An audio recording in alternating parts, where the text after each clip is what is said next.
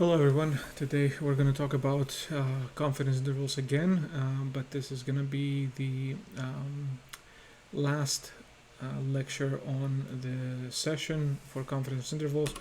And so far we've been talking about the mean, so now we're going to talk about confidence intervals on the variance.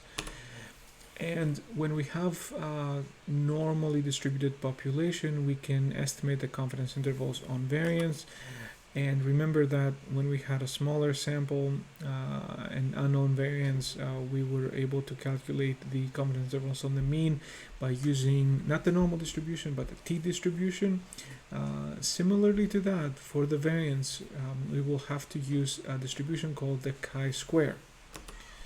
And the PDF of the chi-square looks like this, but as with a lot of these more complex formulas, we won't have to memorize it. It's just interesting to see what it looks like.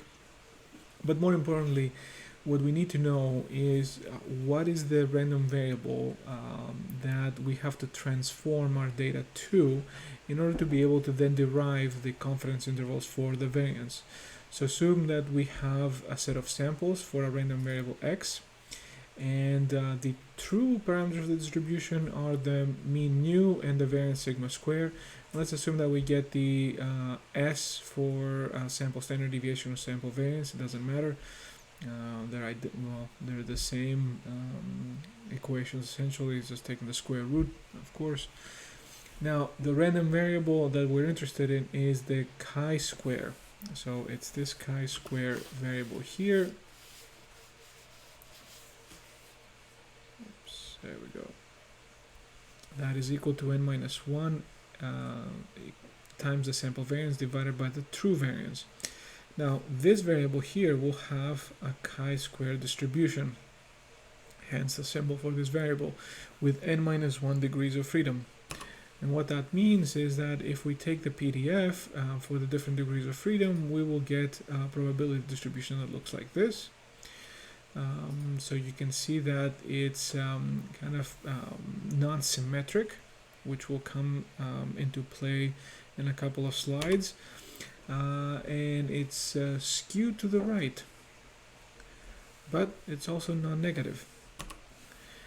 And this comes into play when we're actually looking at calculating what the textbook calls the percentage points, or what I like to call the critical values for the confidence intervals.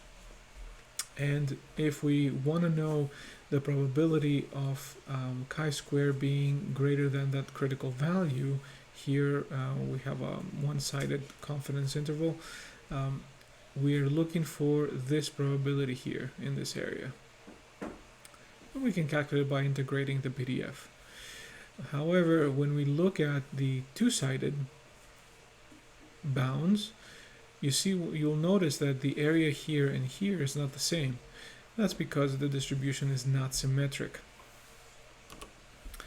and that's reflected on the table that's available on Moodle as well. So this is from our textbook that shows us the values of chi-square for different alpha levels and different degrees of freedom.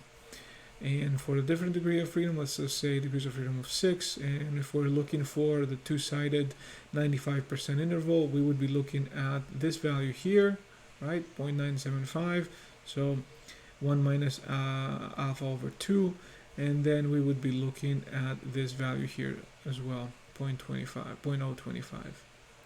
So you see that in contrast to the normal and t-distribution, we don't have 1.24 minus 1.24. We've got two very different values. So for the chi-square distribution, we have to perform the lookup in the table twice. And the rest of the derivation for the confidence intervals is pretty similar, though. So different equation, slightly different equation, but we derive it in a very similar way by starting out with a chi-square value being greater than one critical value, less than the other critical value, setting that probability equal to 1 minus alpha, and then by replacing that transformation of our random variable, we've got the true variance being between those two values. with a confidence of 1 minus a, or 95%, 90%, 99%. So that leads us to the main equation for the confidence intervals on the variance, where we have the true variance here, and then we know that that's less than n minus 1 sample variance divided by one of the critical values of the chi-square distribution, and greater than n minus 1 sample variance divided by another critical value of the chi-square distribution. And as we've seen with the confidence intervals on the mean, we have two-sided and one-sided confidence intervals. And we can have a lower bound or an upper bound. And the only difference here is that we would have, instead of a over 2, we would have a, or 1 minus a. Again, identical to confidence intervals on the mean. So let's look at an example. And we have the sample variance of runoff in a river from 25 storms is 0.36 square inches. We're being asked to find the upper 95% confidence bound for the standard deviation of runoff. And sometimes we'll be asked for standard deviation or standard variance. And the way to calculate those is exactly the same. We'll just have to take the square root as the last step.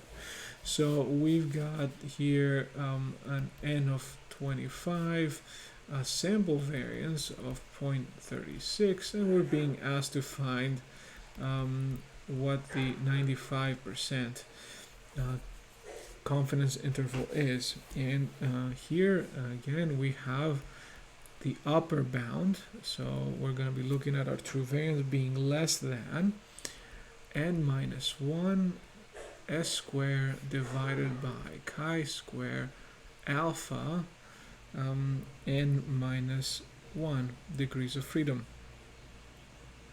And actually this would be 1 minus alpha, right? Because we're looking at the right tail. So we would have 24 times 0.36 divided by the chi square of 0.9524. So if we go to our table here, we've got 24 degrees of freedom, and we've got the 0.95, so we've got 13.85 as our value of interest. So let's go back here.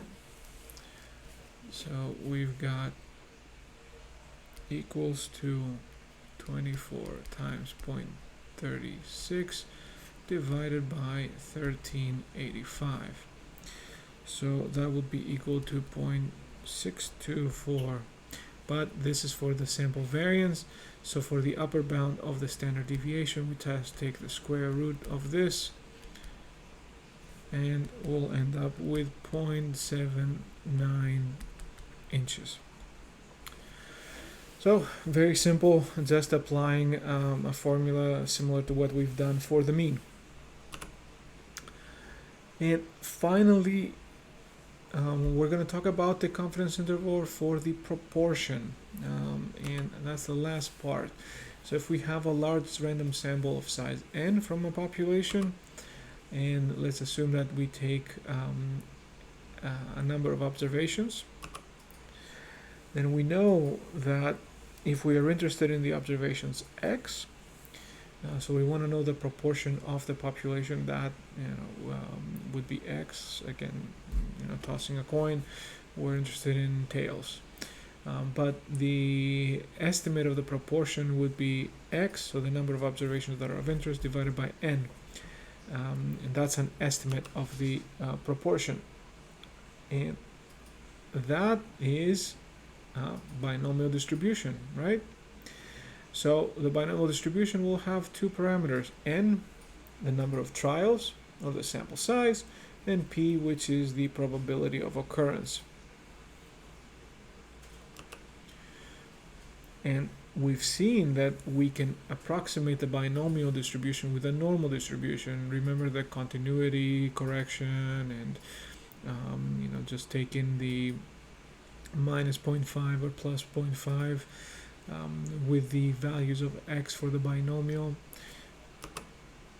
We can do the same approximation essentially to get our variable and transform it to a z variable. So then the statistic that would be using to derive the confidence intervals will follow the standard normal distribution.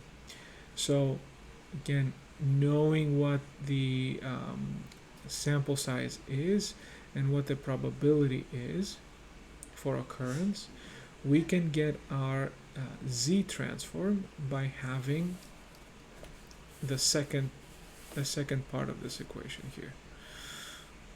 So we would have the estimate of our proportion minus the probability divided by the square root of p times 1 minus p over n. So this would have standard normal distribution, which would then allow us to calculate the confidence intervals for our proportion, our true proportion. And one thing you will see here is that we've got the true proportion that we're interested here, but then we also have that term here in the confidence bounds. So what we're going to do is we are going to utilize the fact and or I should say the assumption, not the fact, that the true proportion we can attempt to estimate it with the sample proportion. So if p hat is the proportion of observations in a random sample of size n, then belongs to a class of interest. So again, we're looking for occurrences here. We can get the confidence interval on the true proportion of the population by just setting similar, again, because some normal distribution similar to the mean with known variance. We've got p hat minus the z critical value at a over 2 times the square root of p hat times 1 minus p.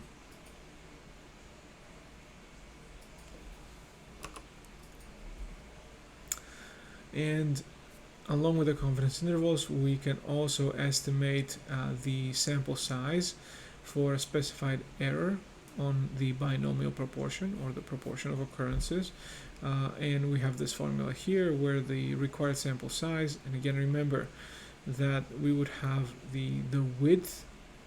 So if we're looking for the width of the interval, this would be whatever is required over 2, but sometimes we would have plus or minus, and if it's plus or minus, we use e directly in this equation. And if we do not have information about p, so if we don't know anything about p, then we can get an upper bound of n with this equation here. And essentially the way this 0.25 comes out is that we would set a probability of 0.5, so 1 minus 0.5 is 0.5 times 0.5, that gives us the 0.25. So that's the sample size that would be a bound for what we're looking for. And similar to the two-sided confidence bounds for the proportion, we also get the one-sided bounds, but instead of a over 2 for the z value, we have za, but everything else is the same. So let's finish up with this lecture by just solving the problem of this weight station that measures the weights of trucks before crossing a bridge. Suppose observations of 30 trucks yielded a mean of 12.5 tons. Assume that the standard deviation of the truck weights is known to be 3 tons. What is the two-sided 99% confidence interval for the mean weight of the trucks? And this is a similar problem to the homeworks, but we've got 30 observations with a sample mean of 12.5, and then the standard deviation is 3 tons. So we have n of 30. We've got a sample variance of sample mean of 12.5 and then we have a standard deviation, true standard deviation of 3. And we're looking for the 99% interval, so 1% for alpha. Now, if we have a sample of 30, we can use the normal distribution for, and then also we have the known variance, so we can easily find the confidence intervals for the true mean being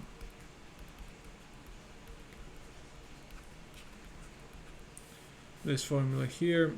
So we would have 12.5 minus z of a over 2, so that is the 0.005, and then we would have 3 divided by the square root of 30, and then the mean here, so we've got 12.5 plus z of 0.995 in this case, so 3 over the square root of 30.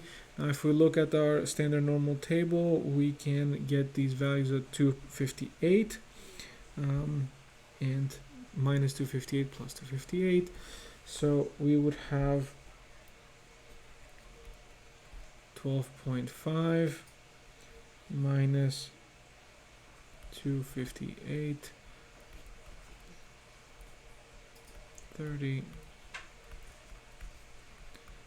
12.5 plus 258, 3 over 30, and by performing the calculations, we end up with 9674, and then the upper bound is 15.326. So again, most of these problems are pretty boring, with a few exceptions, but for the most part they're not that interesting, and we end up with just applying the simple equation. But in terms of the addition here is that how many trucks should be observed, such as the mean truck weight can be estimated to within 1 ton with 99% confidence. So this is slightly different, but again very similar to what we've done before. So now we're looking at plus or minus. Remember, this is, so E is 1, and now we're looking again at the 1%. So you'll remember again, we have the x plus or minus the z a over 2 sigma over square root of n, and we would have this be greater than or equal to mu. Now the e plus or minus 1 is this part here, so from the sample mean it's plus or minus. So what that tells us is that we would have z a over 2 sigma square root of n, that's equal to e. So if we solve for n, we would have z a over 2 sigma divided by epsilon square.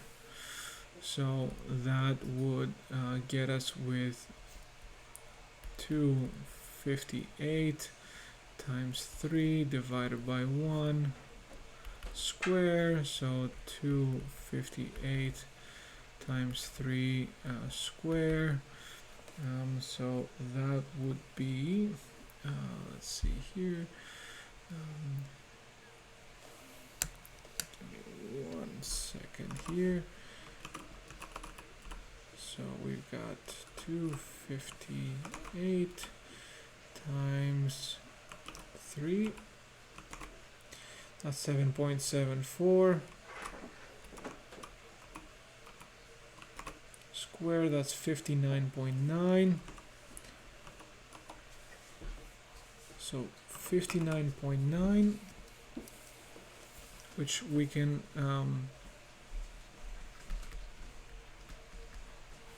say that that's equal to 60, so essentially we would need additional 30 trucks. All right. And these are the readings, so make sure that you go over the homework, and as you'll see, it's very straightforward and simple. Pretty much just apply one of the two formulas and just know which distribution to use, either the normal, the t distribution, or the chi-squared distribution, as we've covered today.